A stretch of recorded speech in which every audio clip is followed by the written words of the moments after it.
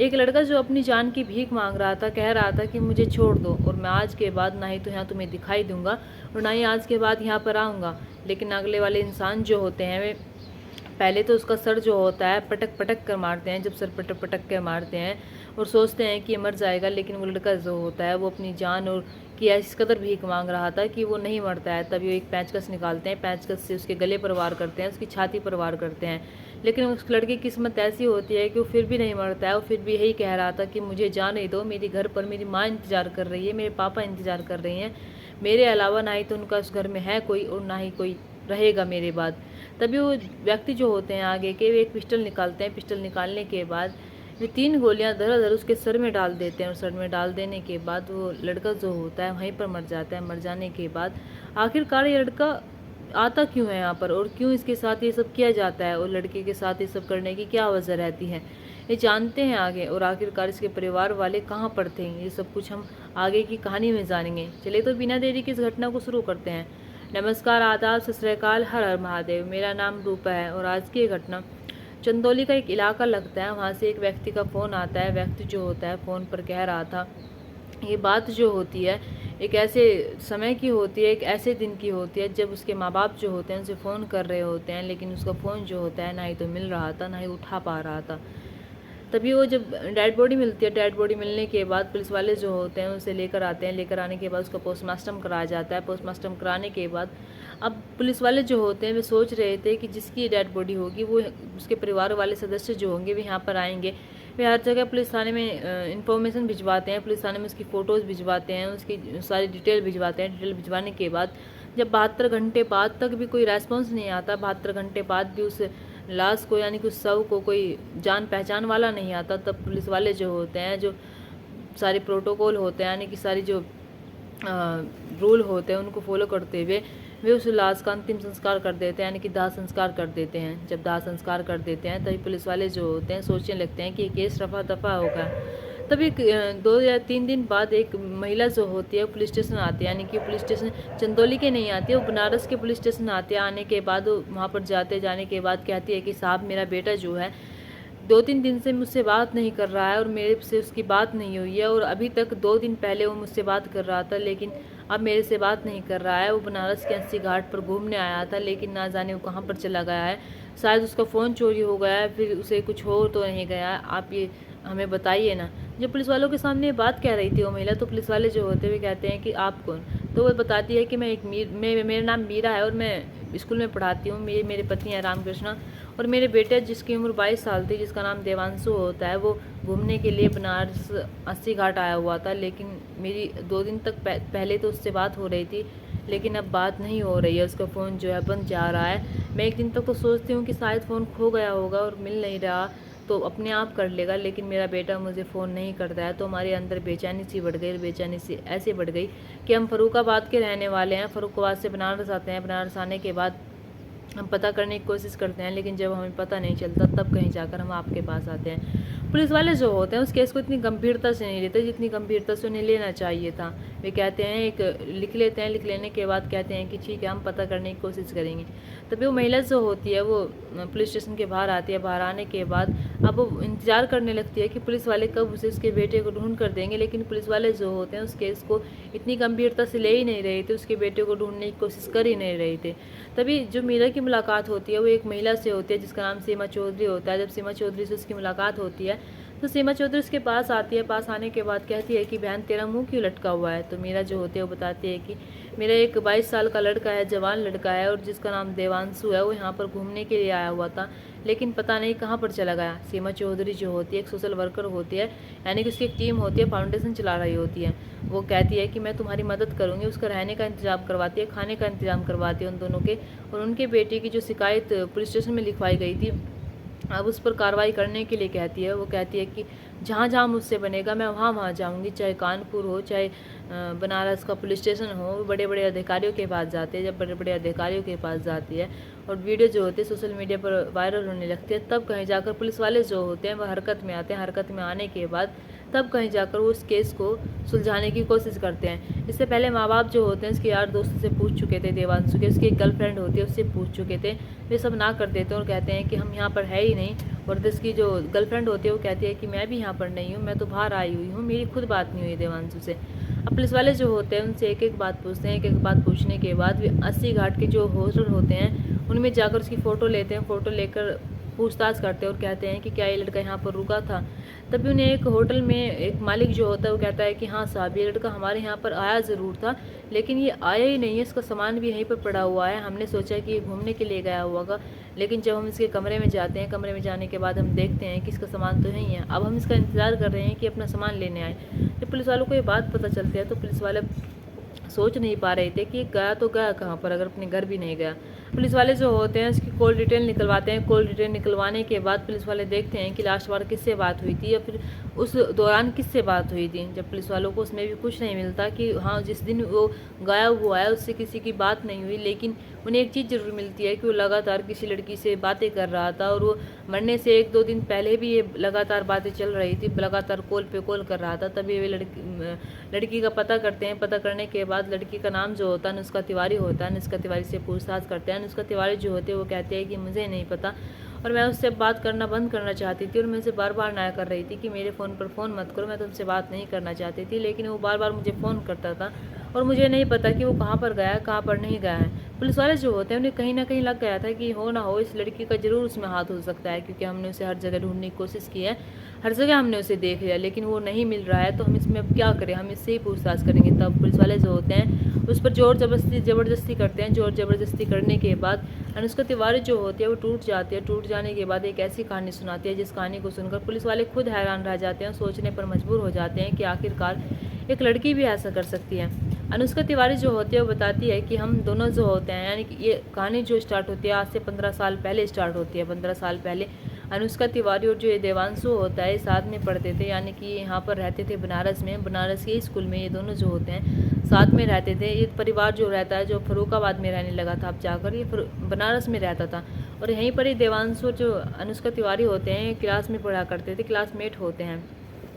8वीं तक ये साथ में पढ़ते हैं। 8वीं तक साथ में पढ़ने के बाद इनकी जब 9वीं क्लास आती है तो ये अलग अलग हो जाते हैं, लेकिन ये इतने अच्छे दोस्त बन चुके थे, इतने अच्छे क्लासमेट बन चुके थे, इनकी गहरी दोस्ती इतनी हो जाती है कि दोनों जो होते हैं अपना फ़ोन नंबर देते हैं एक दूसरे को और कहते हैं कि जब भी हमें एक दूसरे की याद आएगी तो हम एक दूसरे से बात करेंगे।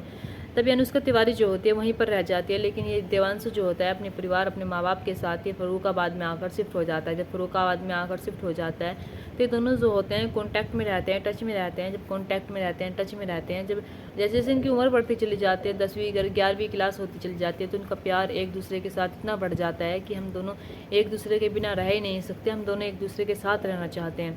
अब ये जो अनुष्का तिवारी होती है ये कहती है कि हम दोनों अलग हुए तो हुए क्यों।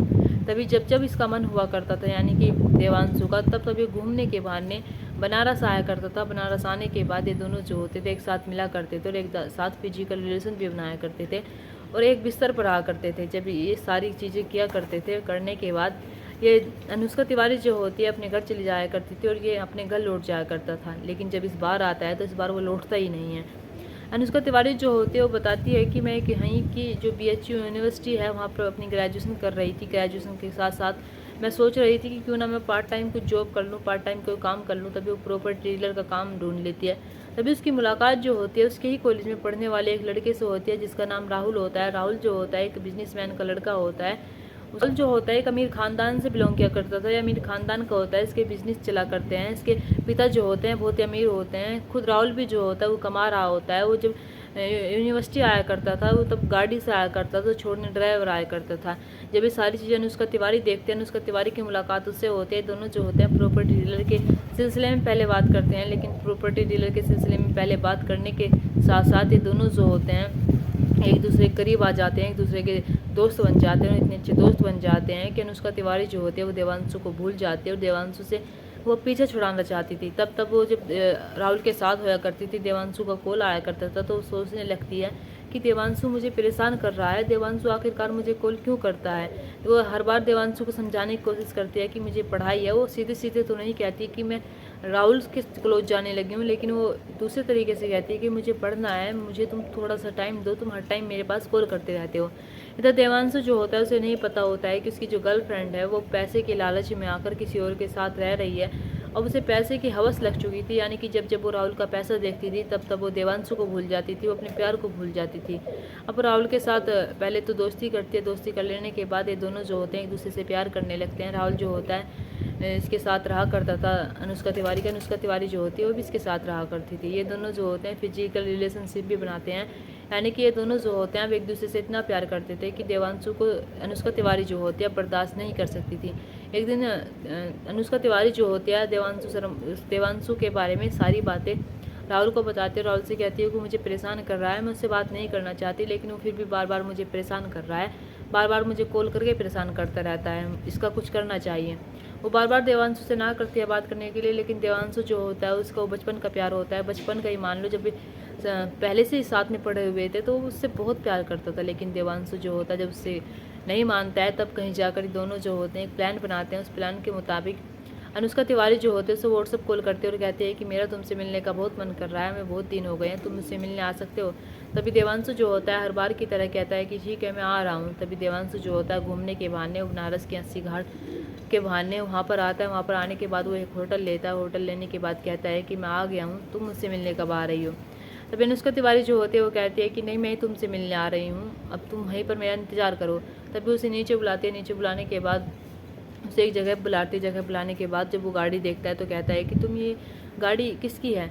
तब ये जो अनुष्का तिवारी होती है ये बताती है कि ये मैं एक काम कर रही हूँ प्रॉपर्टी डीलर का, तो मेरे साथ ये ड्राइवर है, तो हम दोनों का काम चल रहा है, तुम आ जाओ, कोई ऐसी बात नहीं है जिससे तुम घबरा रहे हो। देवांशु जो होता है वो बिना डरे उस गाड़ी में बैठ जाता है। गाड़ी में बैठ जाने के बाद वो अब गाड़ी जो होती है वो तेज़ रफ्तार से चल रही थी। तेज़ रफ्तार से जब गाड़ी चल रही थी तभी उसके पीछे एक स्कूटरी आ रही थी। स्कूटरी में जो होता है वो राहुल होता है, यानी कि राहुल उस स्कूटरी के से जा रहा था उस गाड़ी के पीछे पीछे। तभी ये दोनों जो होते हैं यानी कि ड्राइवर जो होता है और देवांशु जो होता है और जो अनुष्का तिवारी होती है, अनुष्का तिवारी मन ही मन सोचती है अगर हम गाड़ी सीधे चलाएंगे तो हमें सीसीटीवी कैमरे में आ सकते हैं। तभी वे सर्विस रोड पर न्यूटन लेते हैं। सर्विस रोड पर न्यूटन लेने के बाद एक कंस्ट्रक्शन का काम चल रहा था, वहाँ पर अपनी गाड़ी रोकते हैं। गाड़ी रोकने के बाद देवांशु जो होता है वो कहता है कि यहाँ पर क्या करोगी। तभी उसे बाहर निकालते हैं। बाहर निकालने के बाद राहुल जो होता है, राहुल का जो ड्राइवर होता है, यानी कि ये दोनों जो होते हैं और जो अनुष्का तिवारी होते हैं उसे खाने में कुछ दे देते हैं। खाने में जब कुछ दे देते हैं मिलाकर खाने में कुछ देने के बाद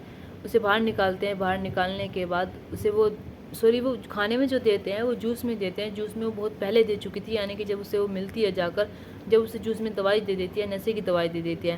फिर उसे बाहर निकालते हैं। बाहर निकालने के बाद ये सब जो होते हैं उसे तो पहले जोर जोर से पटक पटक कर मारते हैं। उसका सर भी 6 से 7 बार उसका सर मारते हैं, लेकिन जब वो सर वो नहीं मरता है, जब नहीं मरता है तब कहीं जाकर वो लड़की जो होती है यानी उसका तिवारी जो होती है प्लास लेकर आती है। प्लास लेकर आने के बाद उसके गले पर वार करती है, उसकी छाती पर वार करती है।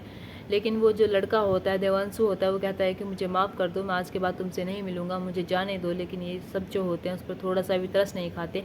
तभी राहुल के पास एक गन होती है, उसकी गन निकालने के बाद उसमें धड़ाधड़ 3 गोलियाँ धर देता है, जिससे ये जो लड़का होता है यानी कि देवांशु होता है इसकी जो मृत्यु मौके पर ही हो जाते। जब मृत्यु मौके पर ही हो जाते वो सोचने लगता है कि मैं अब करूँ तो करूँ क्या। ये तीनों यही सोचने लगते हैं। जब ये सोचने लगते हैं तो ये तीनों जो होते हैं उसके कपड़े, उसके जो फ़ोन होता है ये इसे गाड़ी में डालते। गाड़ी में डालने के बाद फ़ोन और कपड़े जो होते हैं उसे ट्रक में डाल देते हैं। ट्रक में इसलिए डालते हैं कि फ़ोन की लोकेशन यहाँ पर ना मिले।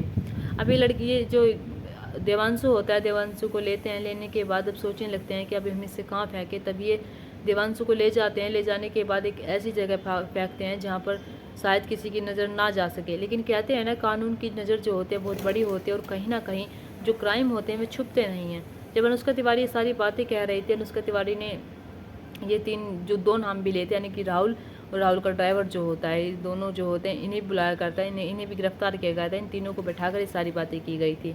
अब यहाँ पर अनुष्का तिवारी की जब सारी बातें उसकी माँ को पता चलती है देवांशु की माँ जो होती है मन ही मन अंदर ही अंदर इतनी रो रही थी, वो इतनी चीख रही थी कि वो कह नहीं सकती थी। तभी वो कहती है कि तुम्हें ये कानून सज़ा दे ना दे, लेकिन ऊपर वाला तुम्हें ज़रूर सज़ा देगा। तुमने मेरी एक लौती औलाद छीनी है और एक लौती औलाद हमारा एक लौती औलाद थी जिसका सहारा हमें था, और हमारा सहारा तुमने छीन लिया है। तुम अब कभी खुश नहीं रहोगी, तुम ज़िंदगी भर इस जेल में रहोगी। तभी पुलिस वाले जो होते हैं तीनों गिरफ्तार करते हैं और जेल में डाल देते हैं। केस जो होता है कोर्ट में चलता है और उन्हें कहते हैं कि हमें ऐसी सज़ा दिलाएंगे जिससे कि ज़िंदगी भर कभी बाहर ना आ पाए। दोस्तों, इस घटना को सुनाने का मकसद मेरा आपका दिल दुखाना नहीं था, आपको परेशान करना नहीं था, आपको घटना के बारे में बताना था, आपको शेयर करना था। आप अपने परिवार के साथ खुश रहिए। नमस्कार।